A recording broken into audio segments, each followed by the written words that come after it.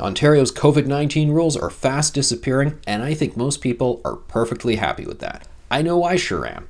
Yes, there is a vocal minority out there that are desperately clinging to the rules. They want them to stick around. They were upset that the vaccine passport was eliminated, and they called on individual businesses to choose to keep the vaccine passport system in place. Now, there have been news reports of a few places doing just that, but it'll be interesting to see just for how long they keep it up.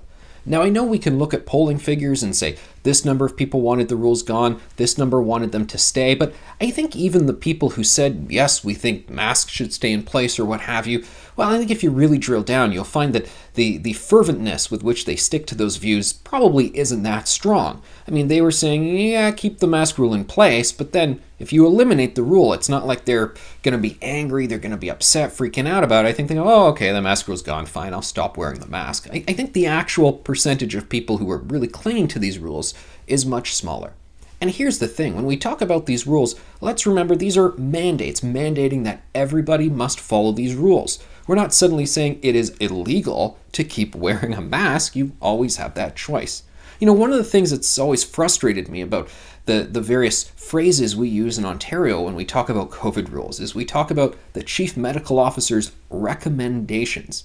But here's the thing, we know they're not recommendations. They're hard and fast laws that you better be following or else you're going to be fined, or maybe the police are going to come by and say, why aren't you wearing this mask? We're going to kick you out of this establishment. People are, of course, much more relaxed about that now, but there were those videos from well over a year ago where people were being removed from a Walmart by police because they didn't want to wear the mask. I mean, wow, those were really heated times. But now, thankfully, we're moving away from that. And I would really hope that those medical voices who make a lot of noise online saying we need these rules and we need those restrictions, I wish they would return to the original spirit of recommendations, and that if there is someone out there who thinks, well, you know, I think people should still keep wearing those masks, well, then just say that and say, here's why I believe you should still wear a mask. And, well, maybe people will take you up on that offer, and maybe they won't. But do we really need to return to a position where we are saying absolutely everybody must be doing that by law? I mean, I wish that we had had a much more measured approach all along where things had been more actual recommendations.